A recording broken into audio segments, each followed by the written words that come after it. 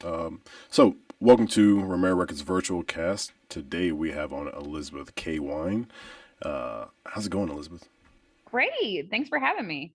Thank you for coming on. Yeah, so I actually, Leah Lures, I believe that's how you pronounce her name. So, I found her on Instagram and she referred me to you because I saw the whole Memphis export, music Memphis export. Music Export Memphis. Yeah. Memphis. So I saw that and I was like, what is this? So to give you a little background on me, I actually just moved to Memphis in 2019 and I'm in the music industry with I've got a partner that we're trying to start a studio and everything. And so we really are trying to get to know, what's going on in Memphis, like with the music, Yeah. what are people doing, who's making moves, that kind of stuff.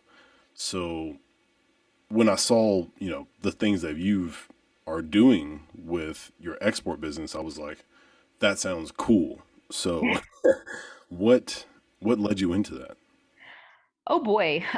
Yeah. So my background is in music publicity. So I ran my own music PR agency for about 10 years, called Signal Flow. And I was working with independent artists here in Memphis, primarily in Americana, but also all sorts of other music businesses. I mean, recording studios, labels, music attractions, music tourism.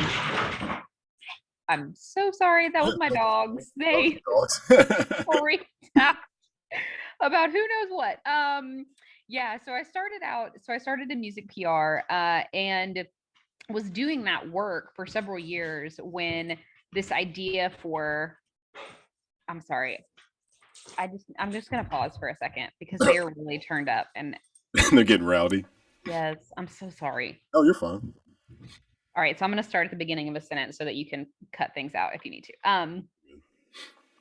So my background in music PR, I was doing that work for 5 or 6 years when the idea for Music Export Memphis, my nonprofit, really started to form. And basically, I was traveling, I was going to conferences and festivals, just as part of my work. And I was seeing that other cities were taking advantage of those opportunities to really promote themselves through their artists, to promote themselves as a tourism destination, but also as a cool place to live. And I felt like there was a real opportunity for Memphis to do that. And also for us to develop a model that really had true reciprocal benefit for the artist and the city. And that felt really important. Before I was in music PR, I worked for a no longer with us music nonprofit called the Memphis Music Foundation. Um, that organization was an economic development nonprofit. Our mission was to help equip artists to make more money from their music. And, I learned a lot from that experience. I mean, partially, I always say I really drank the Kool-Aid there about just sort of what music can do and mean in a community, music as an economic development engine, what meaningful artist support really looks like. And so I think that was something that really drove me early on, was that I felt that building an export office for at the city level was something that could hold that true reciprocal benefit for both the city and the artists, and not just be a program for program's sake. So I was inspired. It was about 2014 and 2015, and I started putting my ideas on paper. And Music Export Memphis launched with our first event, which was a showcase at Americana Fest in Nashville in September of 2016. So it's called Music Export Memphis. Is music export kind of a thing, and then you attach Memphis because you're in the Memphis area and you plan on expanding it, or how did the name come about? Yeah, so the name is formatted the way it is for a few reasons. One is that when I was building this organization, and this idea really, I was learning a lot about international export offices. So lots of countries around the world have export offices, some dedicated solely to music, frequently dedicated to culture more broadly, but their purpose is very much the same. It's to help artists who live in that territory, that country, do what they do outside their borders, whether that's, the way we support is really through physical export, exporting yourself, touring, showcasing, that type of thing.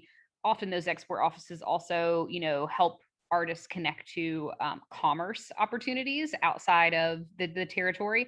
But there's a model for this basically, right? And I was very inspired by that model and sort of felt that it was scalable, that it could be scaled down to work at the city level. And so, in you might find Music Export Canada or Music Export France, Music Export Germany, right? And so I remember sitting in a panel conversation at some conference I was at, learning about these export offices years ago, and I just typed Music Export Memphis, and it was MEM, which is our airport call letters too, and so it just felt really perfect from the beginning, and so that's kind of where that inspiration came from. That's really cool. I'm starting to learn about. I'm actually reading a book. It's by shoot, I'm terrible with names. I think it's Audrey Grisholm or something like that. She's a lawyer. She's got a law firm in the Florida area. I believe it's like Orlando. Hmm. She's got I think it's like start your music business, and then she also has run your music business. And Yeah. it's so much like simple, good information, basics from like, start a bank account and then, how to manage your funds and then do your publishing and do your copyrights and like start to finish everything you need to know, like basic stuff. And, Yeah. just even stuff like research a name before you pick a name. Right. Because like that is so crucial, and even just the how you name, so music, obviously you want to deal with music, so you're letting people know, hey, I deal with music. And then export is kind of cool because like that's what you do when you're done with your music or whatever, you export it, or Yeah. wow.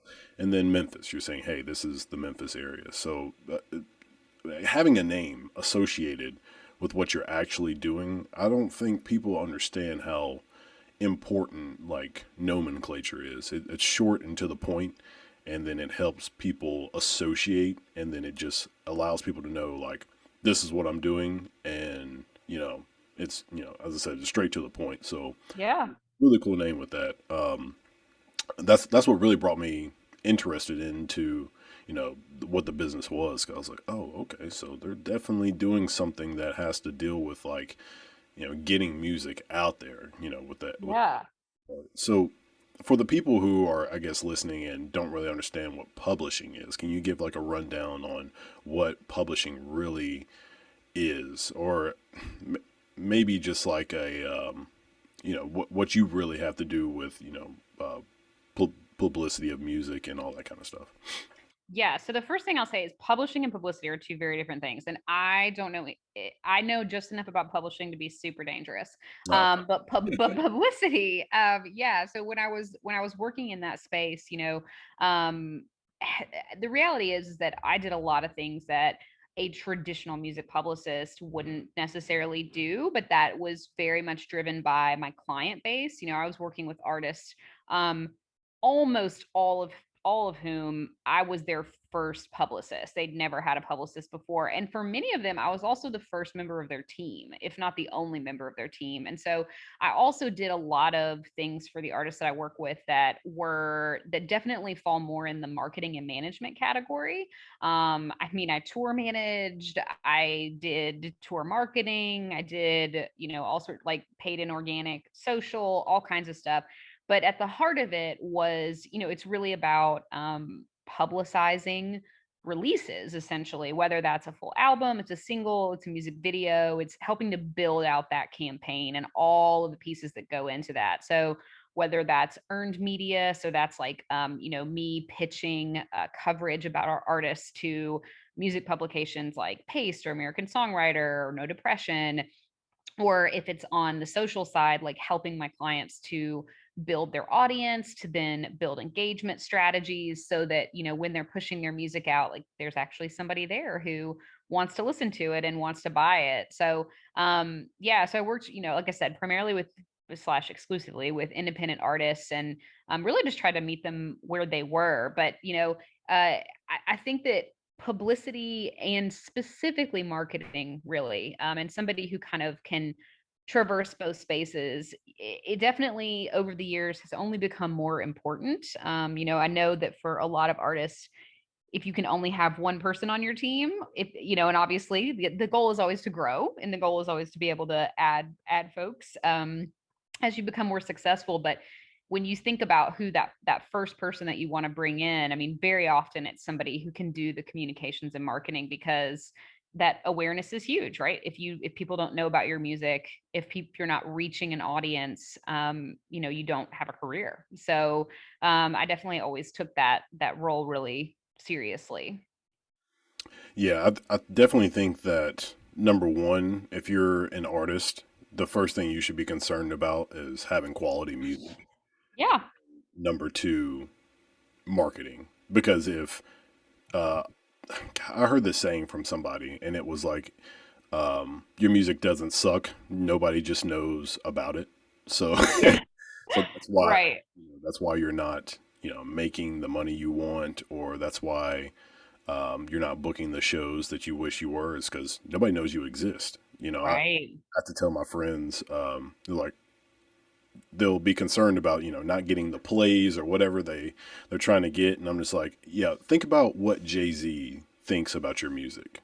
And they'll be like, well, he probably doesn't think anything. Exactly, because Right. he doesn't have a clue who you are, so he doesn't think your music's great, and he doesn't think your music's terrible. He just doesn't know who you are.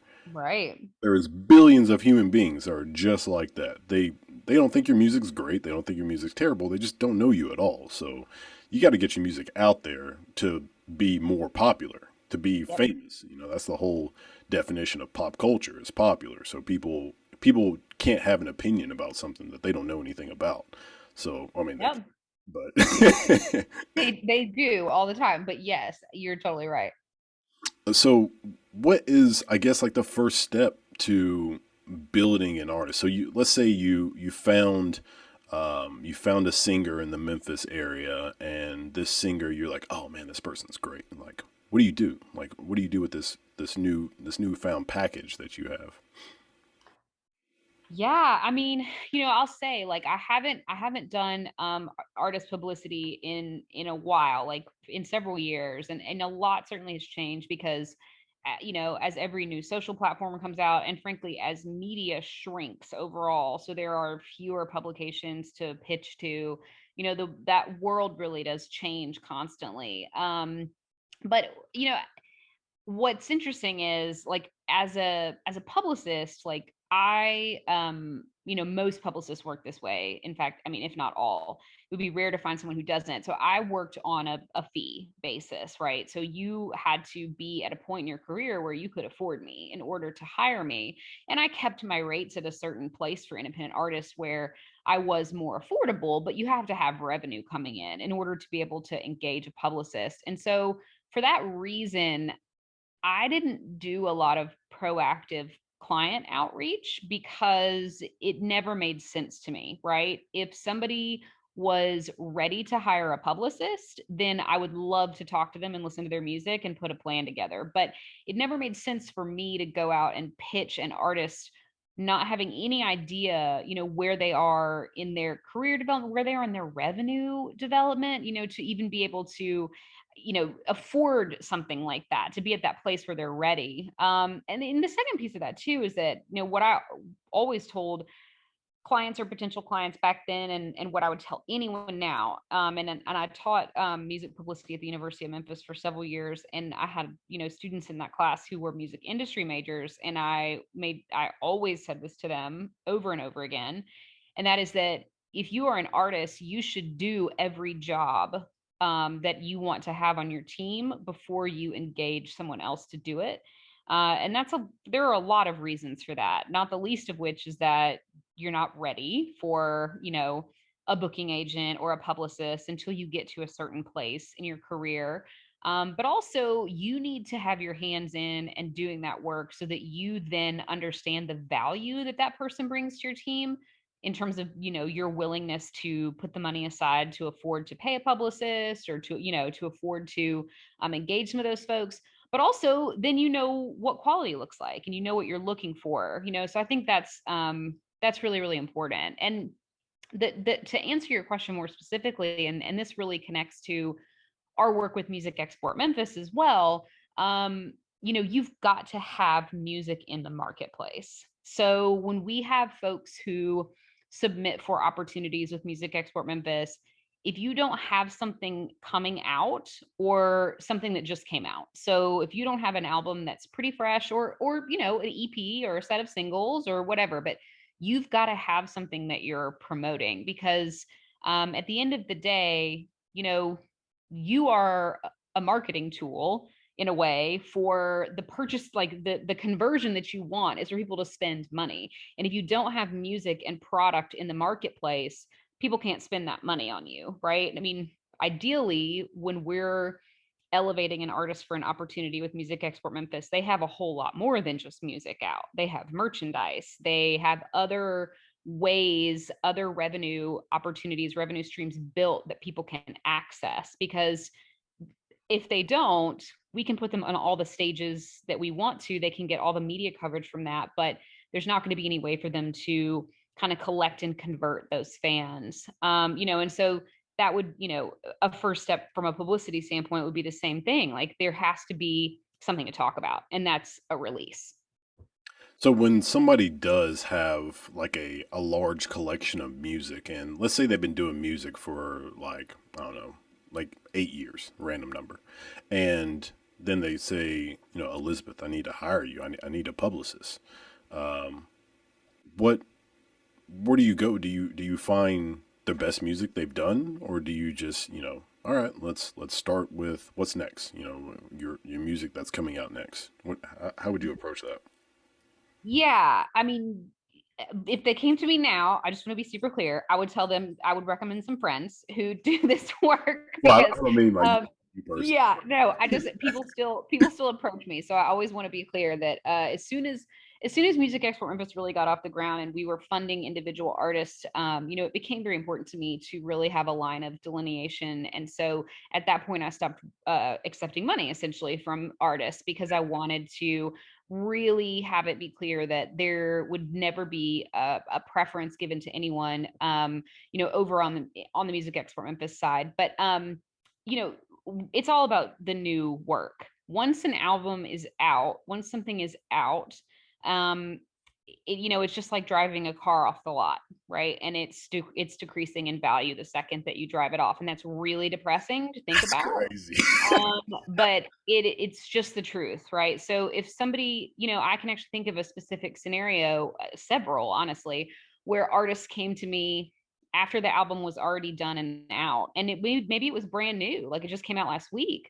But I'm like, it's very difficult for me to now build a campaign around that, because the whole campaign is, this album is coming and here's why you should be excited about it. And by the way, I want to be clear that like all of this is very messed up and it shouldn't be this way. And there should be a longer shelf life for albums, for art. But this is just kind of the way it is, right? The thing that makes something newsworthy or timely is that release date. And so once the release date has passed, it becomes very difficult for you to make the argument that it's really timely. And that's what you need. So, that's why you see folks doing like a rollout of, frankly, 5 or 10 singles before they release an album, because that gives you something that is brand new to talk about over and over and over again.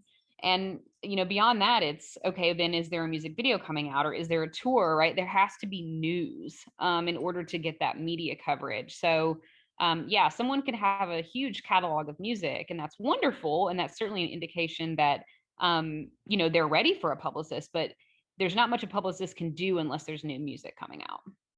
So I want to just stay on the topic of the music industry for a little while, and then we'll go into Memphis specifically. But so, what do you think about the current state of music in that perspective? So we were talking about, as you said, like as soon as you drop your album, it's like a car off the lot and it's just depreciating. Do you feel like music is moving too fast? Like there's just too much content just pumping out, and we're not able to sustain, like, the depreciation of music is kind of, I don't know, it can be stressful for an artist, because you could release an album and people will listen to it in like 2 weeks, and then they'll just move on to another artist because that other artist they love just put out a new album, so that they kind of forget about yours.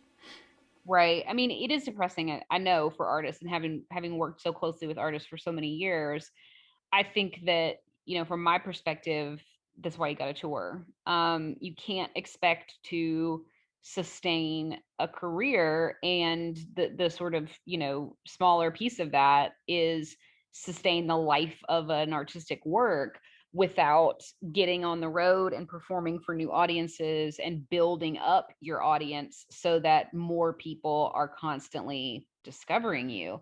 And and there's all sorts of other digital tools now too, like playlisting is so huge, and that's a way to get new audiences to discover your music. I mean, if somebody gets tired of your record after 2 weeks, like, they're probably not your super fan either, right? And you have to sort of have a strategy around how you engage the casual listener, but also how you engage the people who are really your super fans and who are willing to really spend money with you and on you, right? They're willing to spend money to see you, they're willing to spend money on your merch.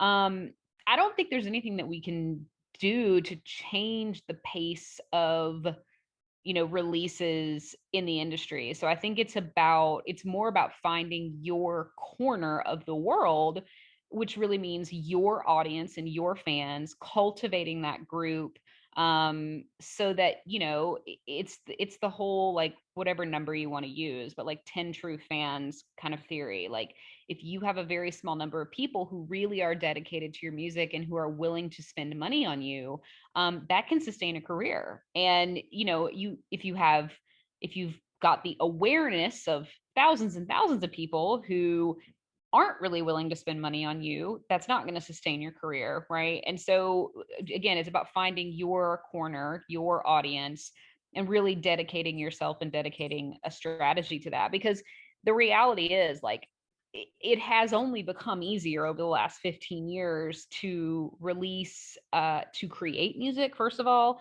to release that music onto, DSPs, like professional platforms where you are alongside, major label artists. It's only become easier, and that's not going to roll back, right? Like, it is going to continue to be very easy to produce high quality music, not just like, I mean, 15 or 20 years ago, it was like, oh, this sounds like you made it in your bathroom. That's just not the case anymore. It hasn't been for a long time. Like, you can make an excellent album right in your home. Anyone can. So, with the right skills, anyone can. So that's not going to change. So I think it's just all about having the right strategic approach. Absolutely. I think as technology and just time goes on, people are going to, just consume content at an outrageous rate, and you can see the effects in Instagram. Everybody's been talking about how the owner or operator of Instagram was talking about how they're not a photo sharing app anymore, and Mm, they're doing video because they're trying to keep up with TikTok, because TikTok is just dropping bombs on the freaking right. media scene. And a lot of people say that's how artists can blow up, is through TikTok, because you got kids who are just playing TikToks over and over Yeah. and over, and that's getting people their ability to just get out there, to get their name out there. And I think that with the way technology is changing, the way people are sharing things, that it's definitely easier to get your name out there, but it's also hard at the same time because people are just sifting through stuff so much. Like, Right. There's a lot of noise. absolutely. Like, I would say, back, I guess, when the Temptations were hot, like, I feel like there was only so many groups of people who were very popular at that time period, because number one, it was harder to make an album back then. Like, it took a lot longer, and everything was just so like focused on that thing. And then, but now it's like there's so many people just pumping out content, and that I feel like it really has sharpened the artist today, because you have to be on your P's and Q's at all times now, or else you're gonna pretty much get left behind. So I think that the marketing and finding a good publicist, like, is really crucial. Like, it is actually ramped up the necessity of having somebody who knows the industry like that, and is able to help you grow your business like that. Yeah. I mean, I think the thing to remember about the music industry, frankly, pre 2005, is that there just are a tremendous amount of gatekeepers well, because of all sorts of reasons, not the least of which being that, yeah, it's not, you couldn't make an album in your home. Like you had to be able to have the money to go to a recording studio to do it. Lots of people didn't have the money to do that, so then the first gatekeeper becomes a label, A&R, and then from that point you have gatekeepers in record stores, you have gatekeepers at radio, huge gatekeepers at radio, especially when you look at corporate radio across the US and the very, very small number of songs that they're putting into rotation relative to the amount of music creation that's happening. So you just have tons and tons of gatekeepers that are serving you up a very small amount of music, and we just don't have those gatekeepers now. But it makes it all the more important to, again, really understand who your audience is, and figure out how to talk directly to them and to monetize and mobilize them. I mean, that's, if what you want from your career is to get signed to a major label, then I'm not the person that can give you advice. I don't know how that works. But if you want to just build a career as a working musician, it's about figuring out who your audience is and determining what they want and how you can serve them, and where and how they're willing to spend money with you, and meeting them there. Obviously you're creating your art and doing what you do, and they love your music. That's a piece of this. But then I think being smart about how you market to them and how you build revenue streams that they can be a part of, that's how you build a sustainable career. So now I'm getting more into, I guess, Memphis specific. So can you, I guess, elaborate on some people that you have helped out in this area and the things that you've done to help them, I guess, progress their career, or even if it's not even an artist, people that you have just maybe, just given advice to and to help them in the industry specifically. Sure. I mean, in terms of Music Export Memphis, we've served, well, and including the COVID relief work that we did in 2020, we've served around 500 individual musicians in Memphis since we started our work in 2016. So over the course of about 5 years.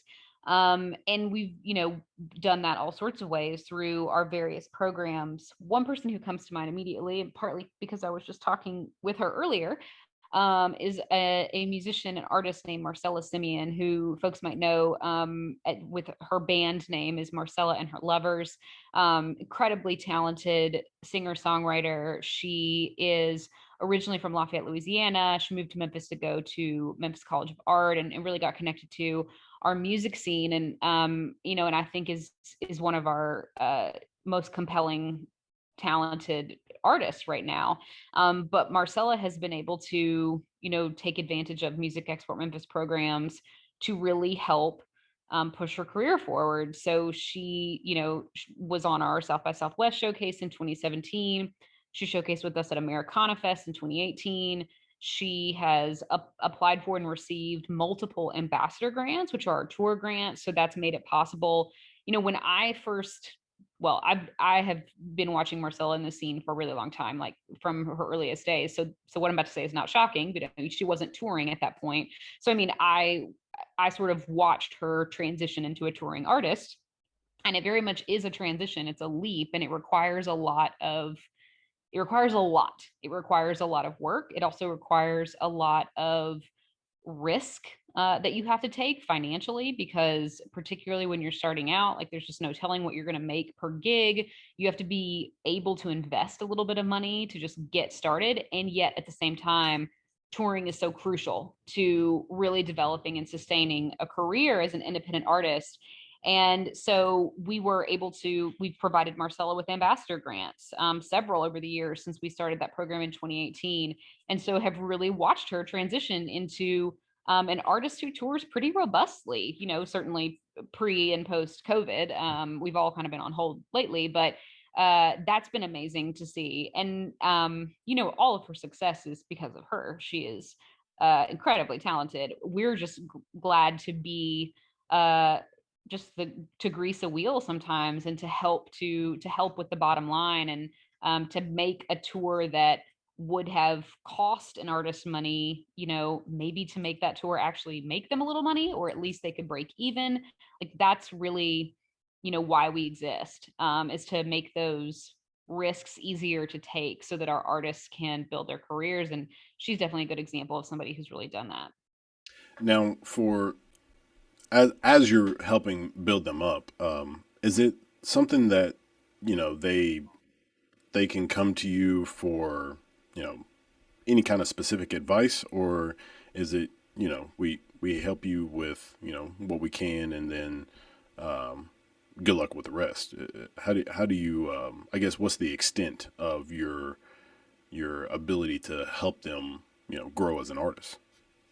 Yeah, so Music Expert Memphis has three specific programs that we offer. And so the support that we give to artists really is in one of those three lanes. And, I obviously, me as an individual, Elizabeth, like I certainly have conversations with artists frequently, and am happy to try to give them advice when I can. But, the support that we provide is cash.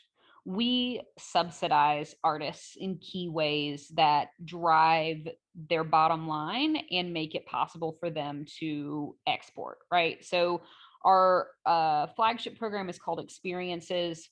That is anything that we do outside the city where we go and produce an event of some kind. So our Americana Fest event is a perfect example of that, and we're getting ready to do that again this September. So this is an existing festival. We go in and host a one evening event where we're bringing a lineup of Memphis bands with us, and usually all sorts of other Memphis stuff too, food and beverage, and anything else that we can kind of cram in there. But so that all falls under experiences. Our second program is called Ambassadors, and there are a few different ways that we support artists as ambassadors. One is through tour grants, which I mentioned with Marcella. So if you have 5 or more tour dates booked outside the city, you're eligible to apply for an ambassador grant. And those are, I would not classify those as competitive if you meet the requirements that we've asked for. So 5 or more dates, and then we ask that the majority of them be outside of a 100-mile radius of the city. If you meet those requirements, you're going to get money from us. That's the way that program works. It just depends. How much depends on a whole bunch of other factors. How far are you going? How big's your band? All that kind of stuff goes into that. Through our ambassador program, we also provide scholarships to industry conferences. So, for example, if you wanted to attend if you wanted to go to Music Biz in Nashville, or if you wanted to go to South by Southwest to the conference, right? You can apply for a scholarship from us, and we'll pay for your badge to go to that event. And so that's open not just to artists, but to any music industry professionals in the city. And we also have a merch fund through our ambassador program. So artists can apply for a micro grant to support the creation of physical merch. So that's, t-shirts, CDs, vinyl, any of those things you'd find on a merch table. And that grant has to be spent with a Memphis-based business, so that all of that money sort of stays here in the city. So that's our ambassador program. And our third program is called the Export Bank. It's really just a catch-all. Inevitably, we are always working and building relationships with folks around the country, around the world. And as kind of one-off opportunities pop up that we can plug a Memphis artist into, the Export Bank is just a way for us to say yes to those different opportunities, and provide some funds to get an artist flown to a particular city to take advantage of a showcase, something like that. So it's Experiences, Ambassadors, and the Export Bank. Those are our three programs. And the Export Bank is definitely one that's just sort of we use it when we need it. But Experiences and Ambassadors, everything I described there, all the information for that is available on our website, which is musicexportmemphis.org. And importantly, all the submissions are there. Everything that we do has an open and transparent submission process, including our experiences. So there's no like secret hidden password that you need. Like it's all anything we have available at any given time will show up on musicexportmemphis.org for you to apply to. So I was thinking about your TED talk, and you were talking about just the the outreach of a city and like how a city can focus on music and I guess make an impact on the whole city. Do you feel like working with these independent artists, do you feel like that is more important than like I guess the big name artists? Do you feel like reaching the people who are, kind of starting out or just building their name? Do you feel like that is really going to be more impactful for a city to build around than like, I would say probably like Money Baggio is one of the most popular rappers in the area.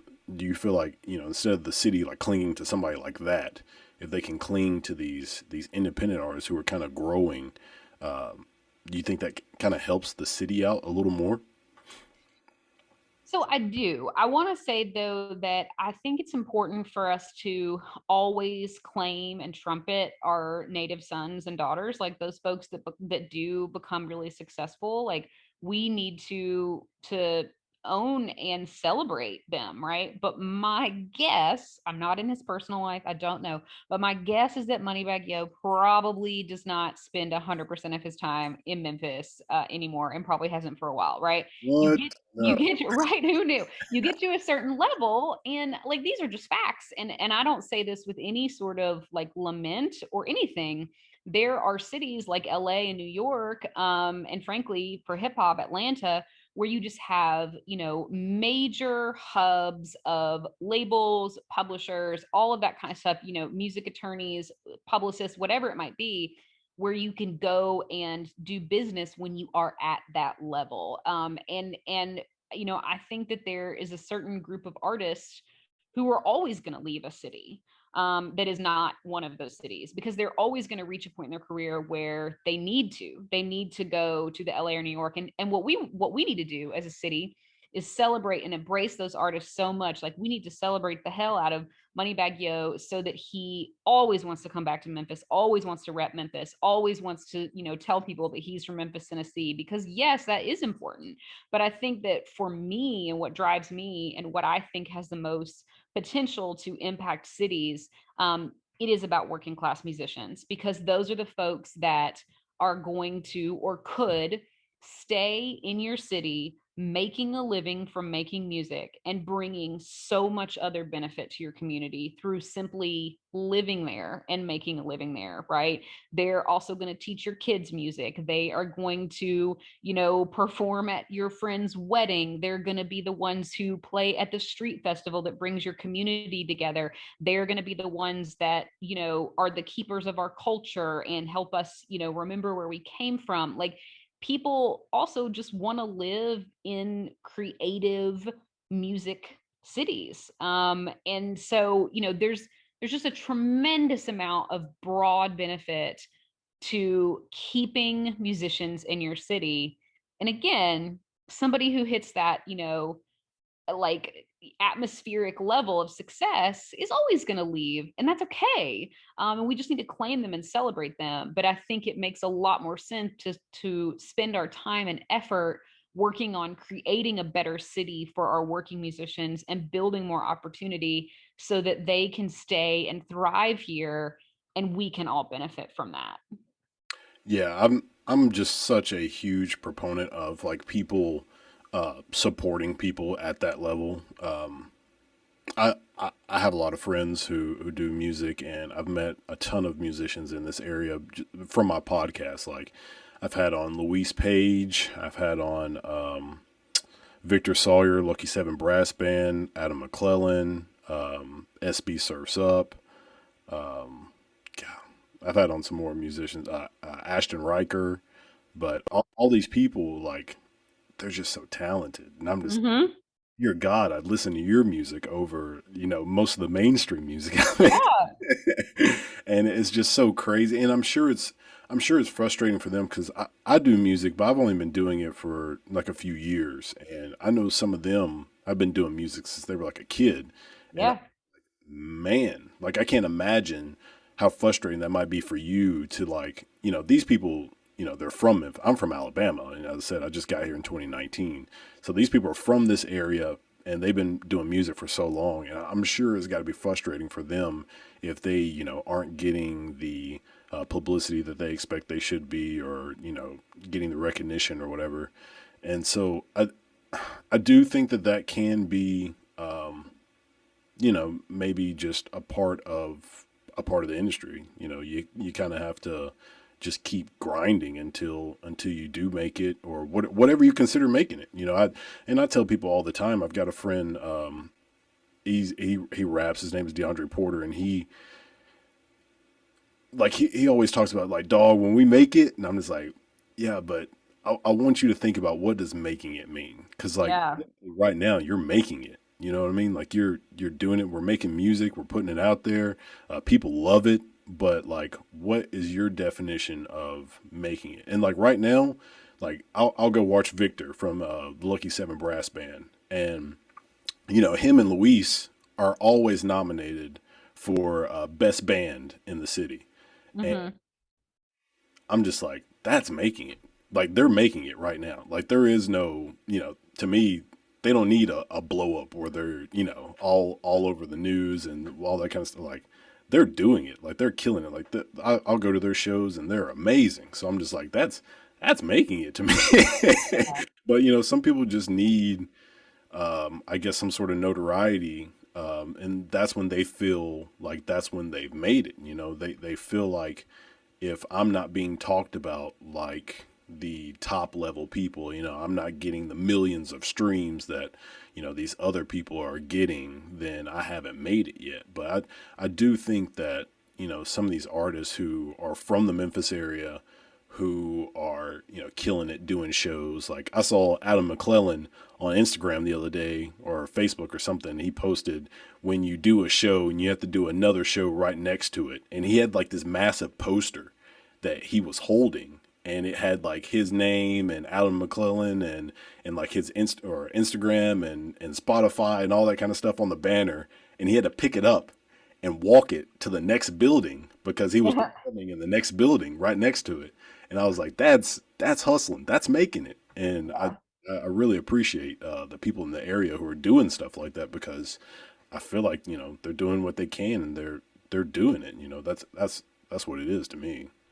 Yeah. I mean, again, I think if you can make a living doing what you love to do, I would say that you've made it. And I think, the and that's what, for me, that's the whole thing that drives me. Music Export Memphis, like that is our, reason for being, is to help musicians to be able to do that, to be able to actually make a sustainable living doing what they love to do and what they're great at doing, which frankly is what any of us wants, right? Even, even folks that are not artists or musicians, like we want to make a living doing something that we love to do. I do also think that the reality is that being an artist is not for the faint of heart. There is a tremendous amount of work involved, and again, a tremendous amount of risk is involved.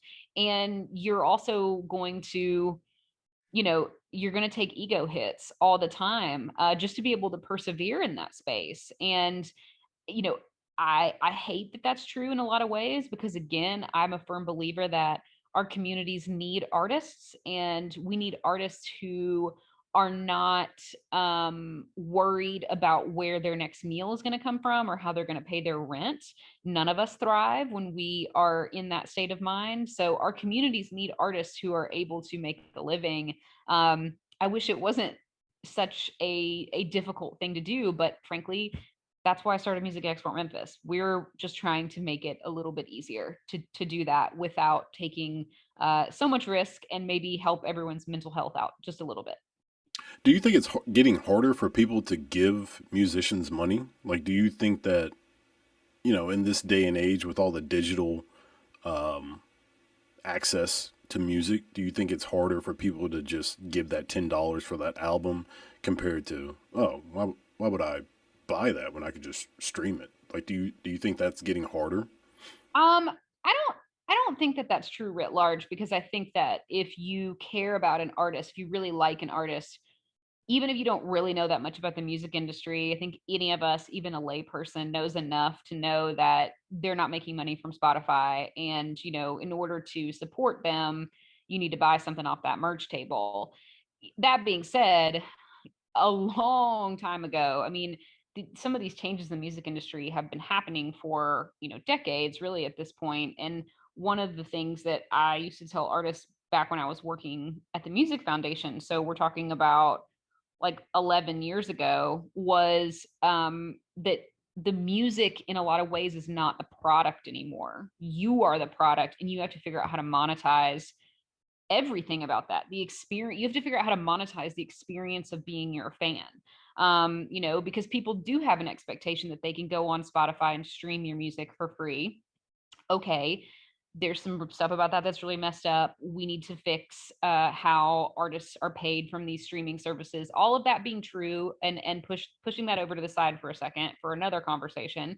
Um, it's reality. People can stream your music for free, and therefore that is their expectation. And so at some point, we have to just accept that and figure out how to, again, monetize the experience of being your fan. So the most obvious example of that is getting people to pay to come see you perform live. And then, building an experience out of that makes them really want to come back and see you again, because it's special and they're getting something from that performance that they don't get listening to your record on Spotify. That's really critical.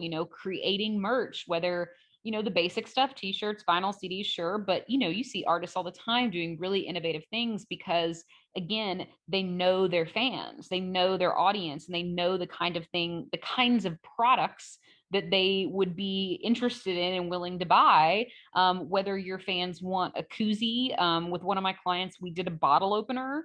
I mean, it's, that's all very drinking related, but like knowing, and actually a non-drinking related example with one of my clients years ago, we did bound journals that did super well, right? We knew those audiences, and we knew the things they would be interested in. And so we figured out how to do that. But you I just and again, I want to be clear, I'm not saying it's not messed up, and I'm not saying it shouldn't change, but I think that given the current reality that it's difficult to expect to make money just off the music, you have to look at that song that a person is streaming as a marketing tool. And the thing that you have to monetize is yourself.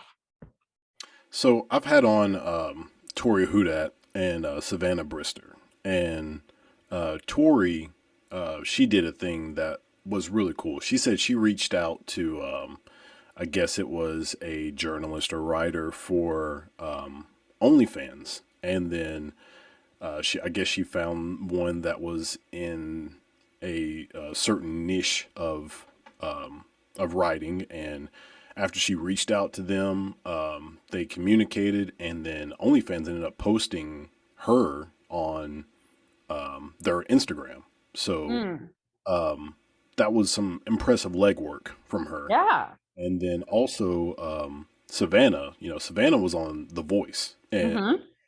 I thought that was pretty crazy, just watching her, on a show like that. And then I had her on the podcast, and I'm talking to her. So I'm like, what happened next? And she's like, well, Yeah. I came back home and I just kept doing what I was doing. I was like, that's so crazy. Cause like when people think like, oh, I'm in front of all these people, like my life is just going to change. Like, oh, I'm a star now. Like everybody, wipe my feet, that kind of stuff. But it's like, you still have to just keep going. And you just have to keep, Right. no matter what stage you get on. So, what do you think is like something that using those two examples of artists that are in this area who have gotten in front of a lot of faces, Tori with being on the OnlyFans page, and then also Savannah being on a show like The Voice. What do you think are, I guess, some unrealistic expectations that artists usually have that are like, oh, if I can just do this, then I'm good. I've made it. I mean, I think that is the unrealistic expectation in and of itself, right? That there's going to be any one thing that's going to happen that is going to completely change everything for you. I think that even some artists who've won some of those shows would say the same thing, like that ultimately a lot happened as a result of that opportunity, but it didn't suddenly catapult you and change your entire life, certainly not in a way that didn't require you to just keep doing the work.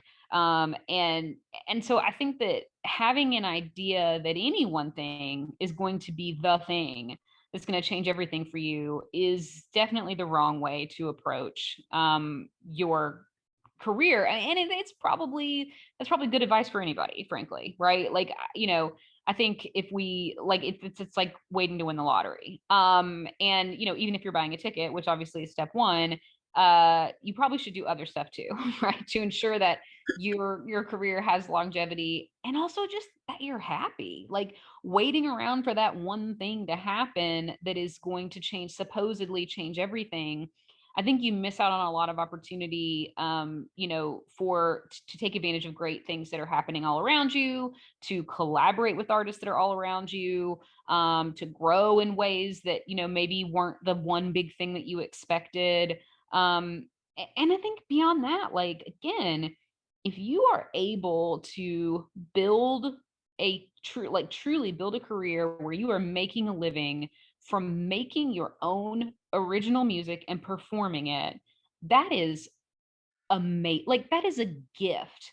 And I think, and I'm not saying it's not so hard, like it is, but I think if you sit around waiting for that one thing that's going to take you to that next level, you also probably miss the forest for the trees on how cool it is to be able to do what you love, and make a living at it. And I just feel like that's that's pretty damn cool without the major break or that major overnight success, air quotes moment.